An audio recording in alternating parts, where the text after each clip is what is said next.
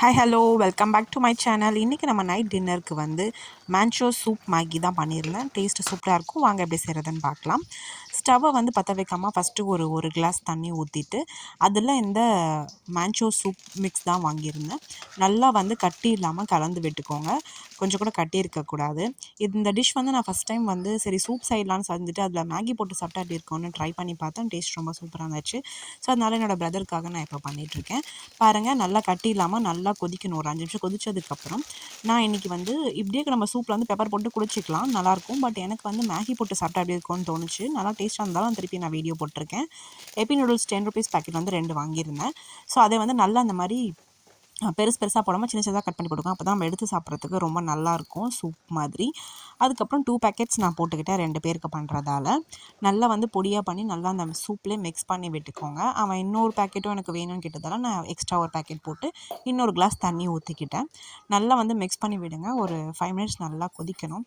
அதுக்கப்புறம் நம்ம இதுக்கு தேவையான அளவுக்கு சால்ட்டு, அதுக்கப்புறம் வெறும் சில்லி பவுடர் 1 ஸ்பூன் போட்டுக்கிட்டேன். நல்லா காரசாரமாக இருந்தால் தான் டேஸ்ட்டாக இருக்கும் சாப்பிட்றதுக்கு.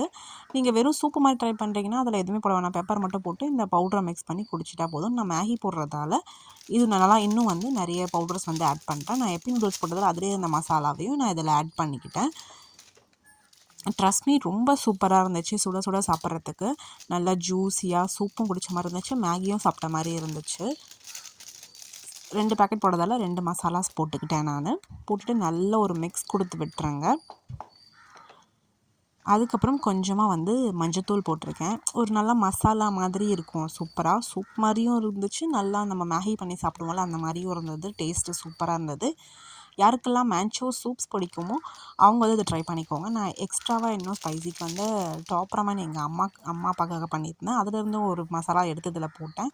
டேஸ்ட் வைஸ் ரொம்ப சூப்பராக இருந்துச்சு. நல்லா ஒரு 10 மினிட்ஸ் விட்டு எடுத்திங்கன்னா இந்த மாதிரி சூப்பராகிடும். அதுக்கப்புறம் எள்ளு இருந்தால் ஆப்ஷனல் தான், போட்டுக்கோங்க.